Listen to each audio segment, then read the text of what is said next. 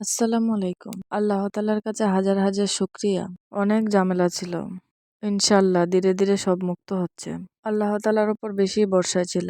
চাপ হয়তো একসময় থাকবে না। ইনশাআল্লাহ বড় একটা ঝামেলা থেকে উদ্ধার হইলাম। ঝামেলা যে নেই তেমনটা না। যে ঝামেলার মধ্যে পড়ছিলাম আমার কাছে বেশি মনে হয়েছিল।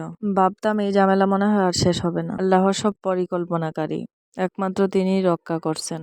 এই ঝামেলা পড়ায় কিছু অংশ মানুষকে চিনতে পারছি। কিছু অংশ আপনজনদের ভালোভাবে চেনা জানা হয়েছে। তারা যে কি পরিমাণ ভালো তা বুঝতে পারছি। কিছু অংশ আপনজনেরা তো মজা নিছে। তাদের কথাবার্তা শুনে মনে হয়েছে তারা কোনোদিন ঝামেলায় পড়ছে না আর পড়বেও না। আল্লাহ তাআলা উত্তম পরিকল্পনাকারী। তিনি যে কাকে কখন কি করবেন তা একমাত্র উপরওয়ালাই বলতে পারেন। এই জন্য মানুষের অসহায়তা নিয়ে মজা করা ঠিক না। ঝামেলা কখনোই সারা জীবন থাকবে না। আল্লাহ তাআলা ঠিক উদ্ধার করবেন। সঠিক পথে থাকলে জয় হবে ইনশাল্লাহ। আগে মনে হতো সবাই আপনজন। কিছু অংশ মানুষকে তো খুব ভালোই মনে করতাম বেশি। তাদের সম্মানের জায়গাটা অনেক উঁচুতে ছিল। এখন বুঝতে পারতেছি আমার শত্রু দূরে না, আমার কাছের আপনজনেরাই। এতদিন আমি বুঝতে পারছিলাম না তাদের চলচাতুরি। ভাবতাম ওরা মনে হয় আমাকে খুব বেশি ভালোবাসে, কিন্তু আড়ালে যে আমার ক্ষতি করতেছে তা আমি বুঝতেও পারতাম না। কারণ আমার মাইন্ড ছিল ফ্রেশ। আমি যেমন সবাইকে ভালোবাসি, সবাই মনে হয় আমাকে ভালোবাসে। সেটাই ছোটবেলা থেকে ভেবে আসছি।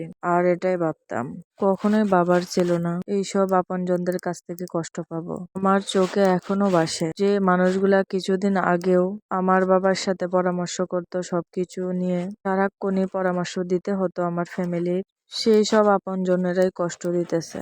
অবাক লাগে, এদেরকেই তো আমার বাবা বেশি আপন ভাবতো, এদেরকেই কাছে আগলিয়ে রাখতো। আর এখন আমাদেরকে কেউ আগলিয়ে রাখার মতো কেউ নেই। কারণটা হচ্ছে আমার বাবা না থাকায়।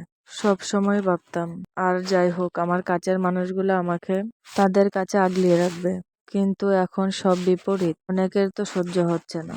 অনেকেই তো আমার ফ্যামিলি আমার বাবার বিটায় থাকুক সেটা চায় না।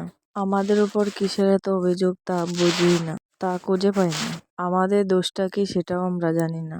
অপরাধ শুধু এতটুকুই জানি আমরা আমাদের বাবার বিটায় আছি। কিছু অংশ কাপুদের তো আমাদের নিয়ে কৌতূহলের কোনো অভাব নেই। একের পর এক নানান কথাবার্তা বলেই চলছে, অযথাই অভিযোগ। মাঝে মধ্যে মনে হয় এই জায়গা থেকে চলে যাই। দম বন্ধ হয়ে আসে, নিঃশ্বাস ফেলতেও কষ্ট হয়। ইচ্ছে করলেই যাইতে পারি না, কারণ মা আর একটা প্রতিবন্ধী বোন। এদেরকে ফেলে রেখে তো কোথাও যাওয়া যায় না। এদের মুখের দিকে তাকাইলে খুব বেশি কষ্ট হয়। মনে হয় আমি কি পারবো জীবন যুদ্ধে জয়ী হতে?